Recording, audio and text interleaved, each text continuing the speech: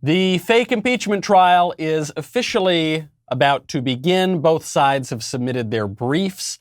Very important to note from the outset, this is not an impeachment trial. This does not meet the constitutional standards of an impeachment trial. They are not trying the president. They are trying an ex-president. The Chief Justice is not presiding. They've just got some Dem senator presiding. It is not an impeachment trial. Nevertheless, they're going to pretend that it is. The House has submitted their arguments. Their arguments are, in just a few words, that Donald Trump is singularly responsible for the riot at the Capitol, which was an insurrection, and therefore we've got to remove him from the office. He's already left. The Trump argument, and the Trump legal team has submitted their briefs, is that President Trump is no longer the president. He didn't incite an insurrection, and the whole thing is a farce. So they're going to be making this constitutional argument that none of this is legitimate whatsoever. That is a timid, I don't want to say a timid argument. It's a modest argument. It's a smaller argument. It's not making claims about voter fraud. It's not making claims about the Biden administration. So the question for all of us is, will this Trump impeachment trial, fake or real, be the greatest show on earth? Will it be Trumpian? Will it keep us all glued to our seats? Or will it fizzle out? I'm Michael Knowles. This is The Michael Knowles Show.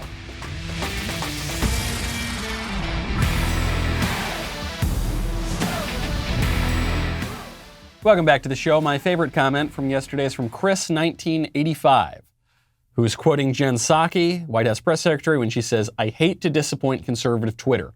What is conservative Twitter? Never heard of it. Well, actually, that's a great point, because they are referring to the conservatives on Twitter who get kicked off more and more each day and silenced and shadow banned and censored. Now, some people tried to create a separate conservative Twitter, but the left would not tolerate that. They want us to be tame. They want us to be easily controlled. They want us to be pliable. Some Republicans, even in Republican leadership, are going along with that. Some are not. And it's why this impeachment issue, even if it's a fake impeachment trial, it's why this impeachment issue and this Trump issue is going to have a very, very, very long tail. If you want to know what's happening in the future, if you want to understand what's happening in the present, you can't do all of that without some knowledge of what's happening in the past, that a knowledge of history. You can't do that without a basic knowledge of, mathematics, a basic knowledge of language, a basic knowledge of everything that we need to make sense of our world. One great way to do it, The Great Courses Plus. With The Great Courses Plus, you have unlimited access to thousands of video and audio courses on hundreds of fascinating topics. You can learn a new language. You can discover what Einstein got wrong. You can even gain valuable insights into your own public persona. There is something for everyone. I myself recommend checking out their new course, 1066, the year that changed everything. What changed in 1066? Well, you're going to have to check out The Great Courses to find out. I am really, really pleased that I found this new way to be more productive with my time, and I want you to try The Great Courses Plus too. You can, one aspect of this that I think is really terrific, you can start by listening to it, right? You're listening to The Great Courses on your phone, then you continue watching on your TV, then you can watch it on your computer. It's just, you can move it around. It's really a really great way to spend any of that free time you've got. The Great Courses Plus will offer you a free month of unlimited access at this URL, thegreatcoursesplus.com/Knowles. That is a whole month to learn anything you want for free. Sign up now. That is thegreatcoursesplus.com/Knowles. I love The Great Courses Plus. Go check them out. Trump never seems to go away. Trump, I'm glad, I miss Trump. I'm sort of glad we're going to get to see him on TV. The left has completely shut him up, deplatformed him, taken him out of life, but they can't let him all go all at once because they need him. For some reason, Trump represents something that will not go away. It represents, he represents this debate over the direction of the Republican Party and ultimately the direction of the country. Now, you know, there is someone in House Republican leadership who voted to impeach Donald Trump. I know this seems completely insane that the Republican Party, which overwhelmingly supports Donald Trump still, majority of Republicans, according to recent polls, want him to be the nominee in 2024, okay? As far as I can tell, unprecedented sort of support for this guy within his own party. someone in the leadership of the Republican Party in the House would vote for his impeachment. Seems strange. That would be Liz Cheney. Now, Mitch McConnell, Senate Majority Leader, has come out and defended Liz Cheney. He says, Liz Cheney is a leader with deep convictions and the courage to act on them. Okay. That's it? That's all you can muster? Barack Obama is a leader with deep convictions and the courage to act on them. He is a leader. Some people took issue with this when I pointed it out on the internet. Said, no, he's not a leader. He's a terrible person. Yeah, well, terrible people can be leaders. World history is rife with examples of that. He is a leader. He led. He was president of the United States. He won re-election. He changed the country. He was extraordinarily influential. He has deep convictions, and he had the courage to act on them. That in and of itself does not qualify somebody to be in Republican leadership. The question is, what are the convictions? The question is, where are you leading your followers? And the question regarding Liz Cheney right now is, do Republicans believe that this woman and her convictions and her leadership best represents their party? It's hard to imagine how. In a way, it's quite courageous that Liz Cheney just hated Trump so much, she felt so convicted about this issue of impeachment that she decided she had to vote to impeach the Republican president. I think it was a stupid vote. I do not think in any reasonable world he committed an impeachable offense. A second impeachable offense. Don't forget it was the second impeachment vote against Trump. But fine, Liz Cheney thinks that. That's fine. If she's going to take that courageous vote, she's got to deal with the consequences. Namely, she is not fit for Republican leadership. She does not represent the views of the Republican Party. She might represent the views of a certain type of leadership class. You see, George W. Bush came out and defended Liz Cheney. Mitch McConnell now defending Liz Cheney. Fine. I'm not saying kick her out of Congress. I'm not saying kick her out of the Republican Party. In a way, it's sort of admirable that she has that courage of her convictions. It's too bad because her reasoning was extremely flawed when she took that vote. But fine, great. She's got that courage, got those convictions. Now you need to deal with the consequences of that. It's preposterous. And presumably she's going to remain in leadership. I don't see a major revolt. The only congressman, the only prominent Republican who's really come out and said Liz Cheney doesn't belong in leadership is Matt Gaetz. But assuming that's not enough, assuming she stays in leadership, this is going to increase the divide between the GOP leadership class and the GOP base.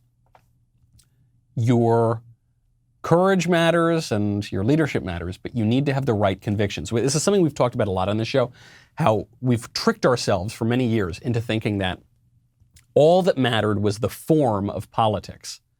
The substance of the politics didn't matter. So we support free speech.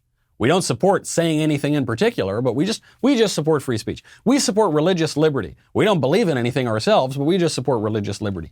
That's not enough. The left has form and substance in their politics, and it's really dangerous, but it's very effective. And we need to get a little bit more courage. I'll give you an example of one of the radicals in the Democratic Party, Raphael Warnock.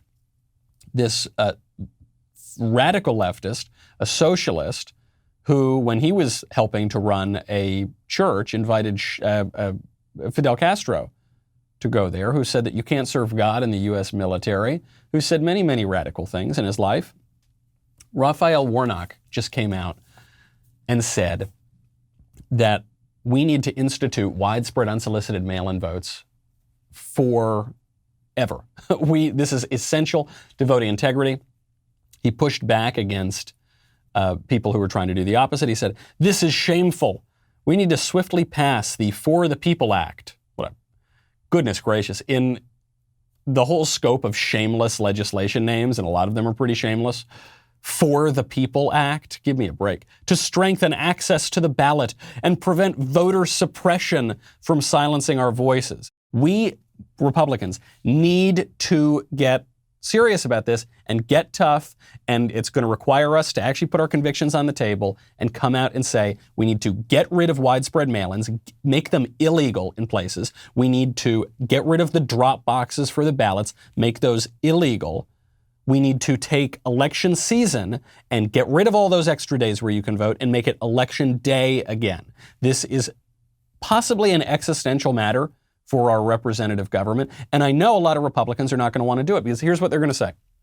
They're going to say, Michael, if with all these things, all the mail-in and the drop box and, you start voting 18 months before election day, if that will encourage even one more person to vote, well, don't we have to do that? Because we have to increase the voting for everybody, people who are unwilling to get themselves out of bed and actually vote on election day. We need them to vote. No, we don't. We don't. And all of that is sort of a facade to cover up the purpose of these measures, which is actually to get rid of election integrity. We need to come out there and be able to say that. Now, the most persuasive argument for this, I think, is that every illegal vote that is cast disenfranchises a legal voter. So actually, the real voter suppression is getting rid of election integrity and promoting fraud. But I don't know that the persuasion is really the key here. Do you ever notice this with the left? The left has such radical plans. I mean, within the first week or 2 weeks in Joe Biden's administration, he obliterated girls' sports and the women's bathroom, right, through executive order. Not very popular stuff. But the left doesn't care, because what the left lacks in persuasive power, they make up for, more than make up for, in the willingness to exercise the political power that they've given or that they've outright taken. And Republicans don't have that. We love persuading. We love talking about the free marketplace of ideas. We love think tanks. We love debates. We love all that sort of stuff. I'm persuading right now, right? This is one of the few areas that conservatives have any sort of leverage in, is in certain small segments of alternative media. But what about the elected guys? What about the guys working in the government? Why can't they do their job? Namely, the exercise of the political power that they've been given. Because we can persuade and persuade and persuade until we're blue in the face. If we're not willing to actually exercise political power, that will all be for naught. And if we don't fix this election integrity issue, we're not going to have very much political power in the future, at least not in the races that count. There's a headline out of 538. This is Nate Silver's publication. It's called, "Where Did All the Bellwether Counties Go?" Here, Ryan Matsumoto, who is the author, is examining how all those bellwether counties that have predicted the presidential elections for decades, the vast majority of them somehow got it wrong in 2020. Isn't that a little strange? What does that say about the 2020 election? Well, we'll get to exactly what it does say, because the answer doesn't have to be conspiratorial. It's right in front of our faces. This is a time of great instability. And it's instability in politics, it's instability in the stock market we've seen. It's a great time to look into investing in precious metals. Here's something new.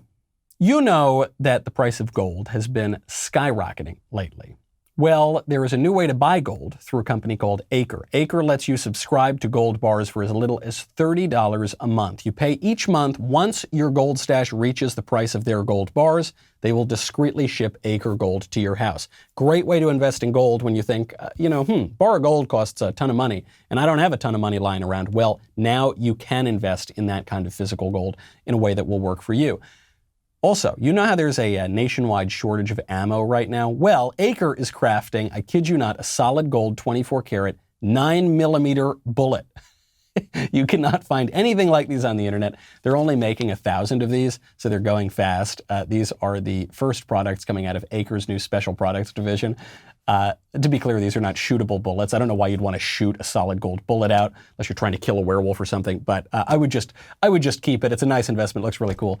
Visit getacregold.com/Michael and start investing in physical gold today. Make sure you go to this URL because Acre is giving away a gold bar. To qualify for the giveaway, just tweet or post why you should be the recipient. Mention @get_Acre. That is getacregold.com/Michael. Thank you, Acre Gold, for supporting the show. You know, I've mentioned that I have enjoyed keeping a portion of my portfolio in precious metals. A lot of conservatives enjoy that. Now more than ever, I think it's a pretty appealing option. Go check out Acre Gold. So 538 wants to know, where did all the bellwether counties go? From 1980 to 2016, 19 counties voted for the winner of the presidential election every single time. The most impressive of those was Valencia County, New Mexico, which voted for the victor in every presidential election from 1952 to 2016. But in 2020, 18 of these 19 bellwether counties voted for Donald Trump. Just one, Clallam County, Washington, voted for Joe Biden. So then they spend lots and lots of ink asking, where did the bellwether counties go? Where did they all? Isn't that so weird? Facts like this will buttress people who have questions about the presidential election. Questions about, boxes of ballots in Georgia and pipes bursting and all these sorts of irregularities. Thousands of votes, accidentally being missed or discounted, or they were only added later. Going to add a lot of fuel to those, to that fire of election doubt. However, I'm not discounting that. If there's evidence of these things happening and it being widespread, we've talked about this on the show a lot, more than open to looking at that evidence.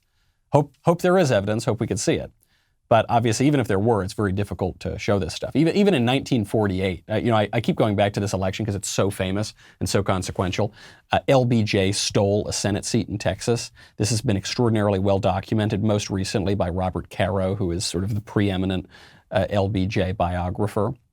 He notes this in Means of Ascent. 1948, LBJ, who'd been stealing elections since college, who'd been stealing elections for his staff club presidency when he was working as a staffer on Capitol Hill. This guy stole the election by stuffing the ballot boxes in Texas. He won by a statistically impossible margin. This goes up to the Supreme Court. The Supreme Court won't even look into it. They just say, we don't have jurisdiction here. Goes back to the state. LBJ becomes senator, LBJ becomes vice president, LBJ becomes president, LBJ dies. And then all those years later, they say, look at that, it was a fraudulent vote.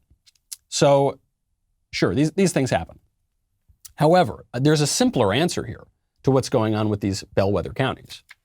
Let's say, forget about all the theories that various people have posited about the voting machines and even about pipes bursting and even about thumb drives going missing, whatever. Just consider this. We changed all the election rules weeks and months before the election. Right? In places that mattered, we radically upended the election rules. In Pennsylvania, in contravention of the state constitution. So even if there's nothing behind the scenes, hidden, nefarious going on, is it any wonder that if you change the rules of the election, you're going to have different outcomes in bellwether counties?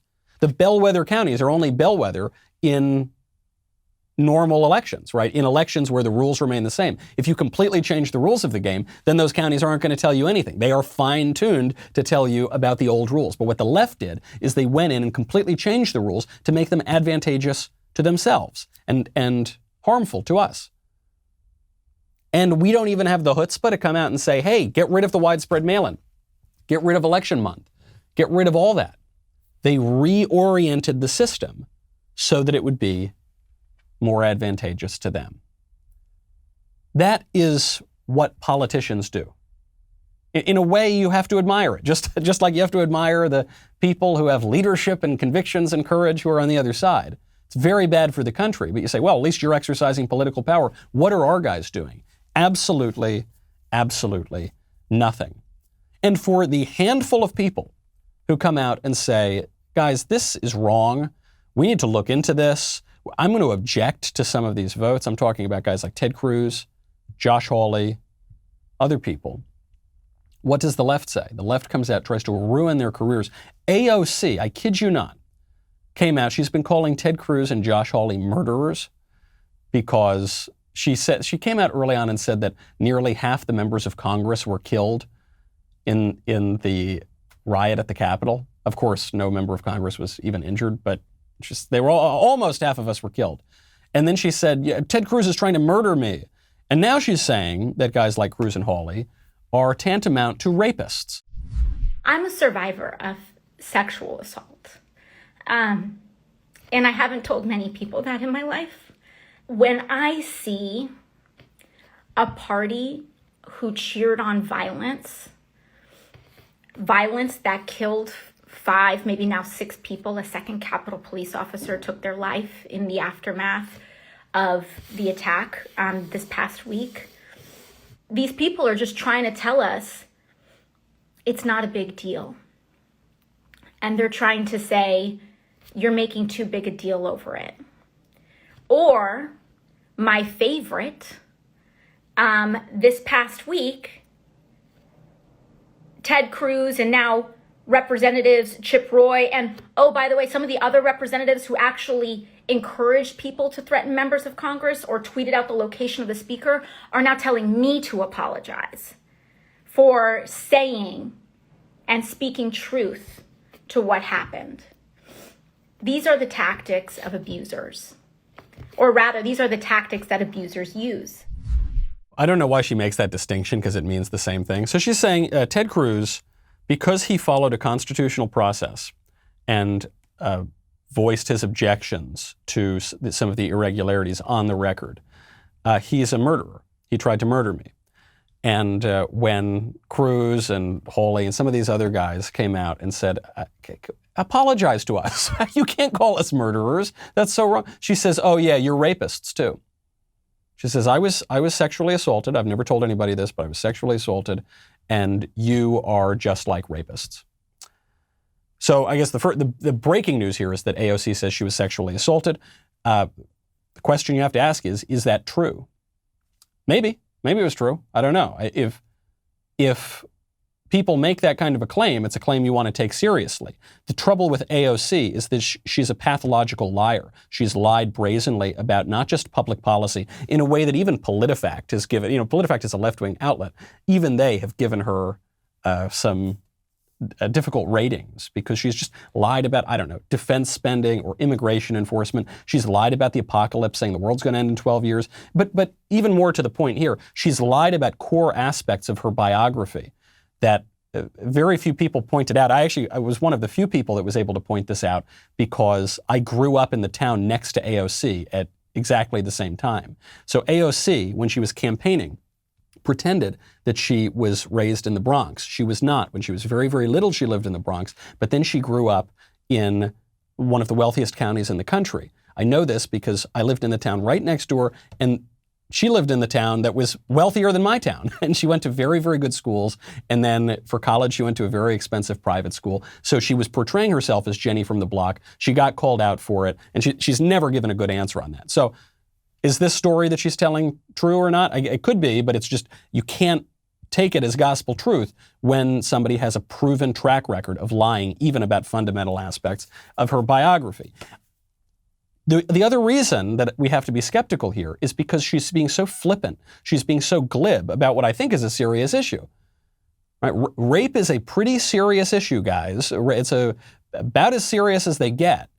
And she is using this, something we've never heard about before. She's using it as just a cudgel to attack Chip Roy and Ted Cruz.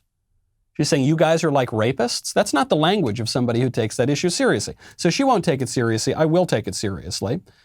She'll trot it out for a cheap political shot. I want to take it much more seriously, I think, than the left does, because there is right now a group of women who are accusing Marilyn Manson, this pretty famous rock star from the 90s, and I guess he's still pretty famous. They're accusing him of abuse. And this term sexual assault, which has only been popularized in recent decades, so it's broader than the term rape, but it does raise big questions about our sort of sexual environment, about our legal regime on this question, and on where exactly the problems really begin. Because the left has all the wrong answers on this. But I think if we pursue the issue a little bit, you'll see where the seeds of this kind of culture were planted. Because in a way, I can't believe I'm saying this, in a way the left has a point. They just don't have the point they think that they have. We'll get to that in 1 second. You know, if you want to check out misinformation, if you want to check out people telling lies, you need to look no further than the current occupants of the White House. And yet, ironically, the White House is saying they're going to crack down on misinformation. You can hear about this on Ben's show. He will break it down point by point. Earlier this month, you know, we released our first film, Run, Hide, Fight. This was exclusively for Daily Wire members. You can now catch it over at dailywire.com, on our mobile app, on our streaming app at Apple TV, Roku. If you're not a Daily Wire member yet, if you use promo code RHF to get 25% off, you can join. You can watch the whole movie. It's got like a 0% critic score, but it's got like a 93% audience score. Go to RHF for 25% off. We'll be right back with a lot more.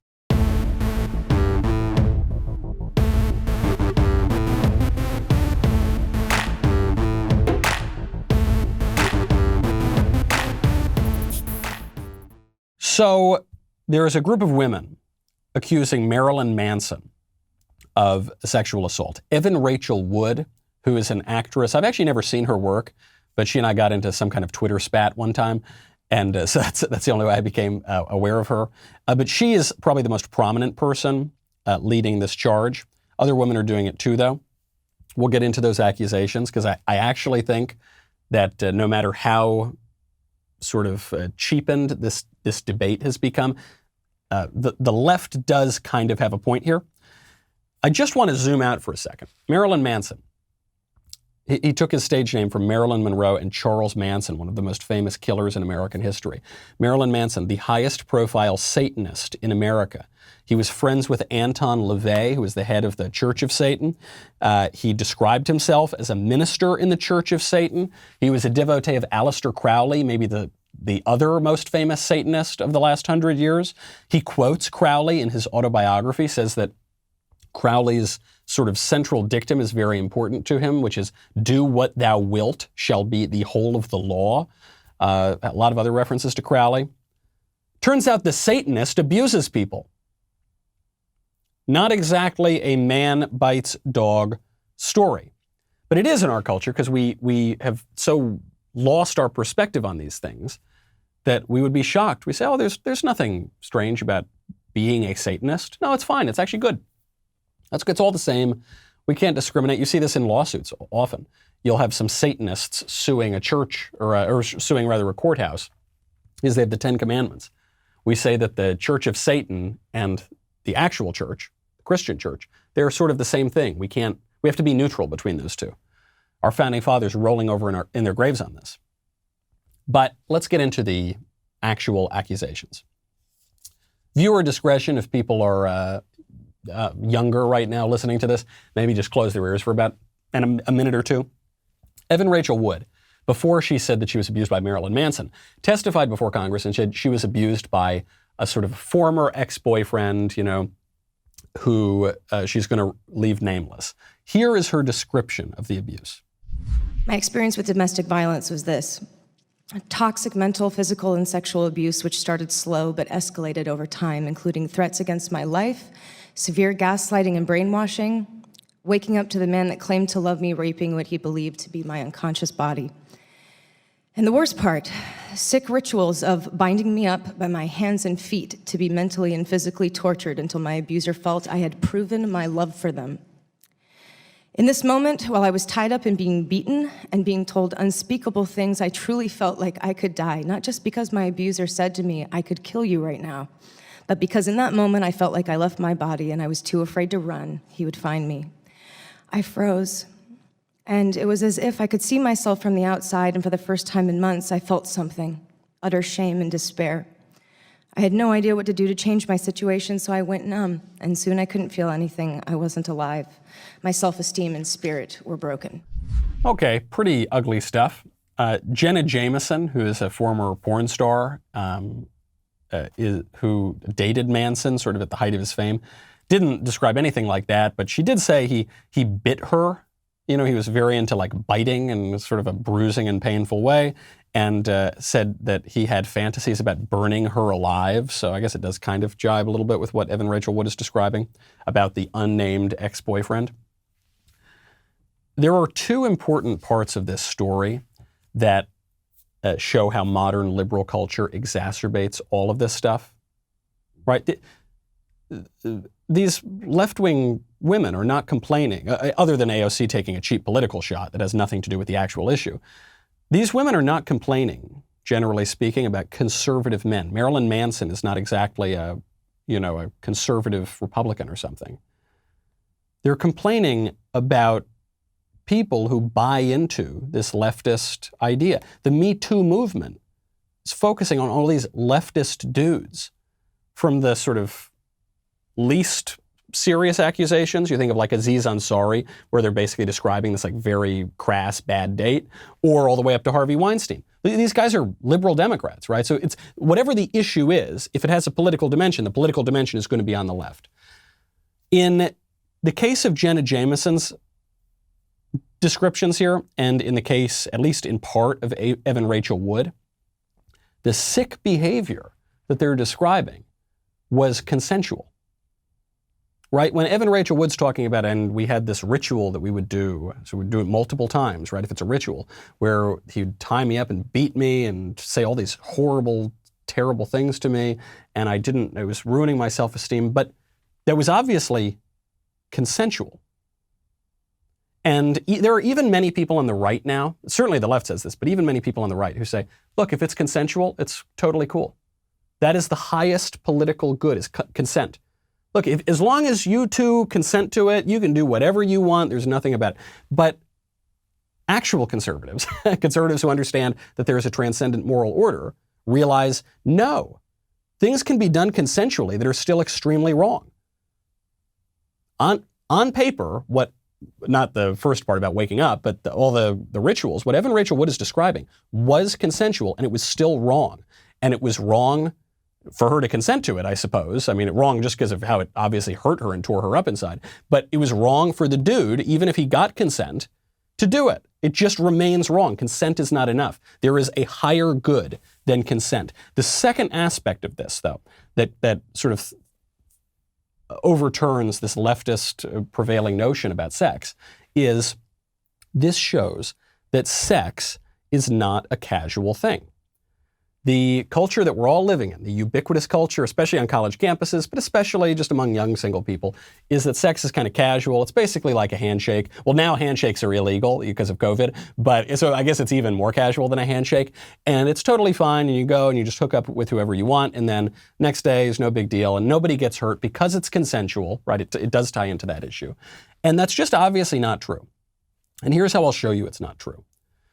The punishments for sexual assault are more severe than punishments for simple assault, right? If I go up to some dude on the street, or we're in a bar or something, and we're talking and we're getting angry, and I punch that guy in the face, I'll get in trouble. That involves some punishments. But the punishments are not as severe as rape. Why? Because sex is not just a casual thing.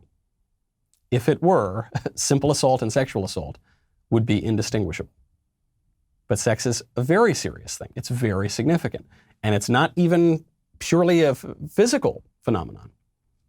It has a spiritual component too. And I know that liberals, and the modern left in particular, and even some segments of the right who are a little more licentious, don't want to admit any of that because, I don't know, because some of this stuff is fun, when it's happening and when everyone's doing it.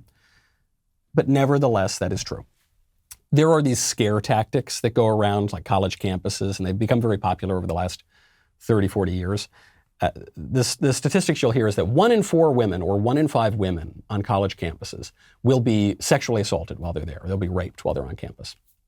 That is obviously not true. If that were true, no parent would ever send his kid or her kid to college.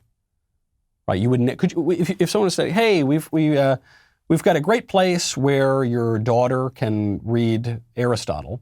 They're probably not anymore. They'll probably read Ibram Kendi or something now. But we got a great place where your daughter can go. She'll read some books. She'll get a credential. 1 in 4 chance, though, that she'll be the victim of rape.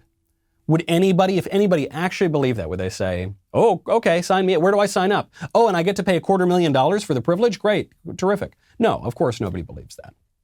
But those numbers come from these sort of activist surveys. I detail some of this actually in my upcoming book, Speechless, Controlling Words, Controlling Minds, which you can pre-order now. It's not coming out for a few months though.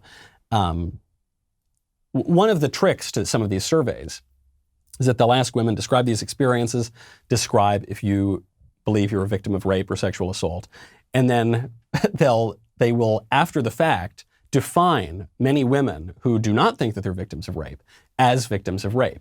And the reason that they'll do this, or rather the theory that they're pushing as they do this, is this idea of false consciousness, which is a Marxist idea that became very prominent in the 1970s with second wave feminism. It's become very prominent with the rise of things like critical race theory, which people have been talking about over the past few months, that you are not aware of your own oppression. So you need to have your consciousness raised. This was a ritual of the New York radical women's groups.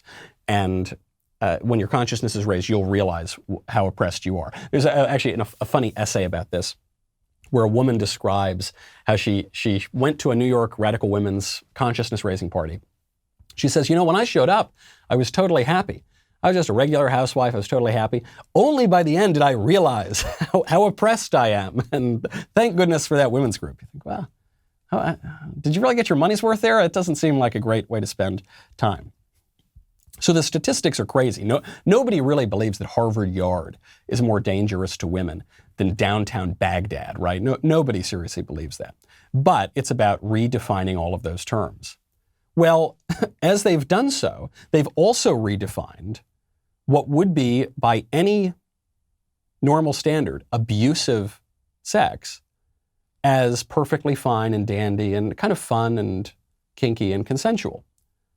But the testimony we're seeing, just with regard to the Marilyn Manson case, the testimony we're seeing is, no, that can still be abusive as well. And I think it's just, we've got to shake, this is part and parcel of something we've been talking about for a couple of weeks now. We've got to stop pretending that consent is the be-all and end-all. There is something higher. It's not even just, it ties in with the idea that it's not just that we protect freedom of speech. That's great. You need something to say. You need to believe certain things and exclude other things. It's not just about consent. You have to, it depends what you're consenting to. The acts themselves really matter. Speaking of strange sex and double standards on all of this, Twitter is permitting the Turkish interior minister to remain on their platform, even though the Turkish interior minister said very offensive things about gay guys. He tweeted out, quote, "Should we tolerate the LGBT deviants who insult the great Kaaba? Of course not." That was Interior Minister Süleyman Soylu, referring to a shrine in Mecca. Now, should we take down this guy's tweet? I don't really care, right? What do I care about the Turkish Interior Minister? However, what I do care about, regardless of his culture or his country or the Minister of Turkey, I care that Twitter is going to let that tweet remain up, but they're going to take down the tweets of the duly elected sitting president of the United States at the time, Donald Trump. And not just that, they're going to take him off the platform. Twitter is going to give greater deference to the interior minister of Turkey than they are to the president of the United States. And actually, one thing I really love about this story is it shows that the left does not particularly care about, say, LGBT people or whatever fashionable grievance group they're focusing on at the time. They care about the exercise of power. It's just a negative campaign against the United States, against tradition. So this guy tweets out this offensive thing about LGBT people, but it doesn't, if they take him down, that's not going to look good. It's going to look like, wow, maybe the United States has a better view on something than people around the world. And so we're just going to leave it up. We're just going to leave it up. And it's better, it's in the public interest to leave up these statesmen. Oh, well, you don't really believe that because you took down Donald Trump. Which is why I am so sick and tired of hearing about cancel culture. I'm sick and tired of hearing about it. Cancel culture is a slogan, and like all slogans, it refers to something real, but the slogan itself should be basically disregarded. Kind of like pro-life. You'll hear people say this. They'll say, "You're pro-life, huh?" Yeah. Yeah, but you support the death penalty? What a hypocrite. No. Pro-life refers to one specific thing. It refers to opposition to killing babies in the womb. There are other questions about life that come up. I don't believe that I still think the civil authority has the right to kill criminals. I don't think that we can eradicate death. Right? I guess if I were really pro-life, I would want to abolish death. Well, you can't abolish death, right? It doesn't mean any of those things. It's a slogan that refers to a specific thing. We can talk about those other things later, but that's not what we're talking about here. Same thing with cancel culture. Cancel culture refers to a specific phenomenon of leftist censorship and ostracism of anyone who contradicts politically correct orthodoxy. Have conservatives censored liberals before? Yes. McCarthyism is a great example. McCarthyism, a very good thing. Perhaps we'll get to that at some later point. But sure, yeah, absolutely. Does that mean that we can say whatever we want, whenever we want? There's no limits on free speech? No, that's never been true in America. But we're talking about something specific. The issue that is going on right now is not conservatives censoring leftists. It's the opposite. So let's focus on that issue. But the left doesn't want to have that honest argument. It's why they resort to these cheap, ugly tactics. You see it from AOC. You see it from all sorts of bad faith actors on the internet and in the public square. And there's no reason to engage in that debate. No debate in that context is possible. BLM has been nominated for a Nobel Peace Prize. Some people are calling it the Nobel Mostly Peaceful Prize. I think that is probably true. Everyone is very upset because BLM obviously was torching the country for like 6 months. Doesn't seem very peaceful. However, I think this is pretty in keeping with past winners. You've got Yasser Arafat, a terrorist from the Middle East, right? He won. So surely if he won, BLM can win too. Beyond that, you've got Barack Obama won. Barack Obama started multiple new wars. Al Gore won the Nobel Peace Prize. He didn't start any wars as far as I can tell, but he has supported a campaign of population suppression. He has supported abortion and contraception in the third world to keep Africans from having too many babies. That doesn't seem peaceful. Jimmy Carter didn't start any new wars. Kind of feckless. He didn't bring a ton of peace, but fair enough. So sure, BLM is up for this. A lot of conservatives are saying we should not nominate BLM for this. I would like to go further, and this ties into cancel culture. I think BLM should be canceled. We should not permit that organization to operate in the United States. It is a subversive organization. It is not only opposed to the structure of the U.S. government, but it actively tries to overturn those structures by setting government buildings on fire, by burning down businesses, by torching city after city after city. It is opposed in idea to the United States, and it is opposed in practice to the United States because it attacks law enforcement and because it attacks all of these sorts of institutions. It is a subversive organization. It should be prosecuted under the Smith Act. We were just talking about McCarthyism. The Smith Act is an act that was popular and actually used in the mid-20th century before the Supreme Court watered it down to prosecute communists, because you can't be an open subversive. You can't actively be trying to overturn the system. We can't tolerate that amount of free expression, the sort of expression that's going to overturn the entire system of free expression. Can't have it. Like Chesterton said, there's a thought that stops thought. That's the only thought that ought to be stopped. Same with Antifa. We should not tolerate Antifa. You might say, Michael, you're an authoritarian. Your views sound so My views are not in any way authoritarian. We've had these kinds of rules against sedition and subversive organizations since the very beginning of the country. My views are no more authoritarian than Thomas Jefferson's. My views are no more authoritarian than John Locke's, who wrote the Letter Concerning Toleration. In the Letter Concerning Toleration, John Locke says, atheists under no circumstances should ever be tolerated. John Locke is the father of liberalism. So I just don't want to hear it. I don't want to hear about illiberalism. I don't want to hear about authoritarianism. We need to have substance. This goes all the way back to Mitch McConnell's defense of Liz Cheney, where he says, she has convictions, and she leads, and she has courage. Yeah, so does BLM. BLM, they lead, they have courage, they have convictions. What matters is what the convictions are. And if the convictions are opposed to the country itself, those cannot be tolerated. We want specific action. I think we're finally waking up out of this slumber of just lulling ourselves to sleep to do nothing politically for a couple of decades. Conservatives are realizing, we actually have to wield political power. Ron DeSantis down in Florida is realizing this. He just came out and announced big actions on big tech. In Florida, we're going to take action. We're going to take aim at those companies and pull back the veil and make sure these guys don't continue to find loopholes and gray areas to live above the law. Under our proposal, if a technology company deplatforms a candidate for elected office in Florida during an election, a company will face a daily fine of $100,000 until the candidate's access to the platform is restored. Again, any Floridian can deplatform any candidate they choose. You simply unsubscribe, and it's a right that I believe belongs with the citizen. Further, if a technology company promotes a candidate for office against another, the value of that free promotion must be recorded as a political campaign contribution enforced by the Florida Elections Commission. And lastly, if a technology company uses their content and user-related algorithms to suppress or prioritize the access of any content related to a political candidate or cause on the ballot, that company will also face daily fines. Love this. This is actually the perfect issue to see what we're all talking about here.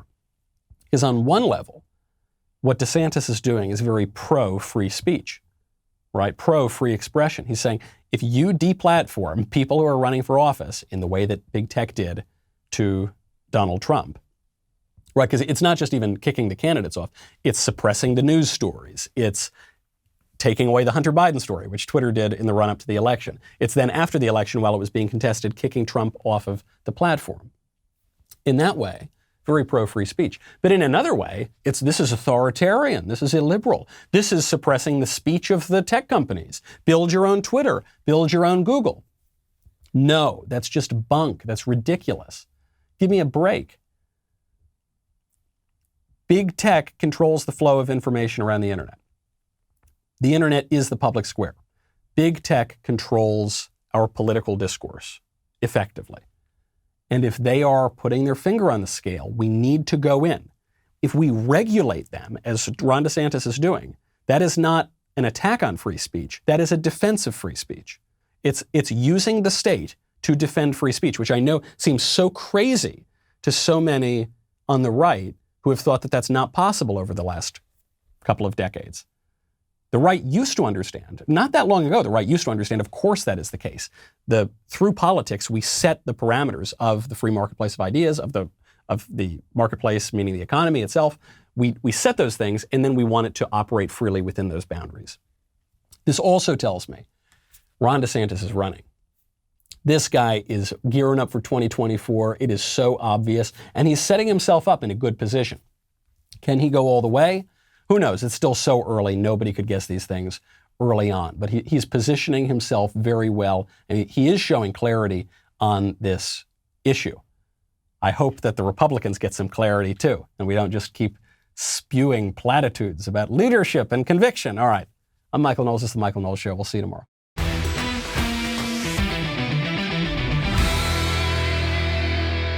The Michael Knowles Show is produced by Ben Davies. Executive producer, Jeremy Boring. Our technical director is Austin Stevens. Supervising producers, Mathis Glover and Robert Sterling. Production manager, Pavel Vidovsky. Editor and associate producer, Danny D'Amico. Audio mixer, Mike Coromina. Hair and makeup by Nika Geneva. And production coordinator, McKenna Waters. The Michael Knowles Show is a Daily Wire production. Copyright Daily Wire 2021. On the Matt Walsh Show, we talk about the things that matter, real issues that affect you, your family, our country, not just politics, but culture, faith, current events, all the fundamentals. If they matter to you, come check out the show.